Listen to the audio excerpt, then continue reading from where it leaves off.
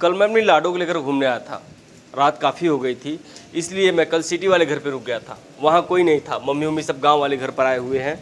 मेरी जो सिटी वाली घर है वहाँ कार खड़ा करने की जगह नहीं है, वहाँ रात को सब कांच फोड़ देते हैं। तो इसी डर के कारण मैं अपनी कार कहीं और पार्क किया था।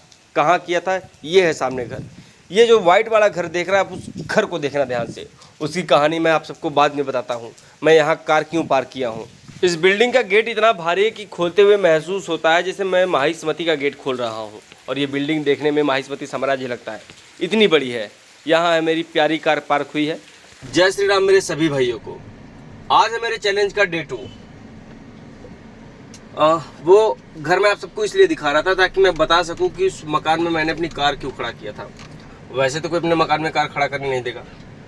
ये वही मकान है जहाँ मैं 7 या 8 क्लास में पढ़ रहा था।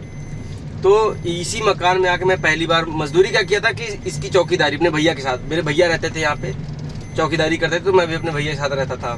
तो इसीलिए मुझे वहाँ कार रखा था। मैं कल रात को रुक गया था शिवपुरी मम्मी के पास क्या, अपने शिवपुर वाले मकान पे रुक गया था। अब वहाँ से मैं जाऊँगा घर वापस। मैं वापस अपने रूम पर गया, वहाँ अपनी लाडो को लिया। उसके बाद लाडो को लेकर चल दिया सीधा घर की तरफ। उनको घर छोड़ के मुझे कहीं और जाना था काम से। गब्बर सिंह,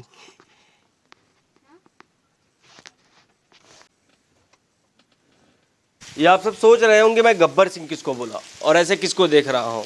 ये मैं अपने पापा को देख रहा हूँ। मैं जब भी कार लेके निकलता हूँ वो मुझसे परेशान हो जाते हैं, कहते हैं ये सारा दिन घूमता कहाँ रहता है। पर मैं काम से ही घूमता हूँ, बेवजह का नहीं घूमता हूँ।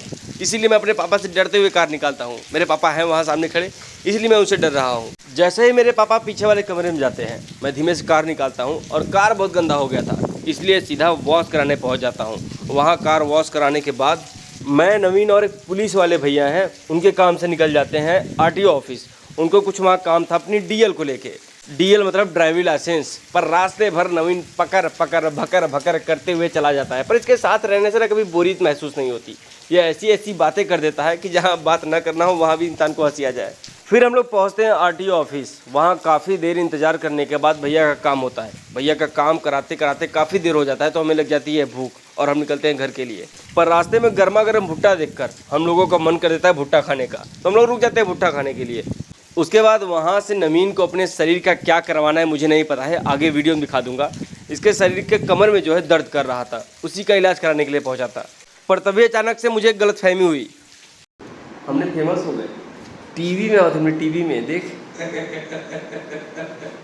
अबे हम लोग टीवी में आ रहे हैं दोस्त।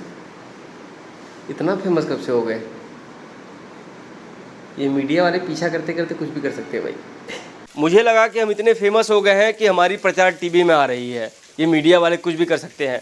पर उसने कहा बुड़बक वो टीवी नहीं सीसीटीवी है, उसमें हम आ रहे हैं। तो मुझे लगा ओ ये तो चोरी पकड़ने का यंत्र है। ये नवीन क्या करवा रहा है मुझे नहीं पता, पर यहीं करवाने के लिए वो 1500 रुपये देकर अंदर आया है। उसके बाद जल्दी जल्दी वो अपने शरीर की हड्डी बुलवाता है। अगर इसका नाम पता है कि ये क्या कर रहा था तो कोई कमेंट करके ज़रूर बताए। जिस तरीके से वो कर रहा था मुझे देखकर हंसी भी आ रही थी और मेरा सांस फूलने लगा कि कहीं नवीन का हाथ पैर ही ना तोड़ दे। मेरी तो आंखें बड़ी बड़ी हो गई थी।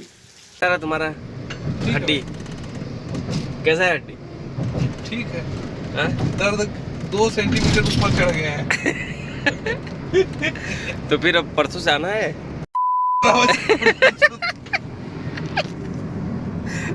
1500 दे के हाथ की उंगली बुलाने गया था भाई मेरा। वहाँ से निकलने के बाद भैया को छोड़ा उनके रूम पर, नवीन को छोड़ा उनके घर और मैं चला आया अपने घर। फिर निकला गांव की हरियाली देखने। आज के वीडियो में बस इतना ही। मिलते हैं कल एक नए वीडियो के साथ। जय श्री राम।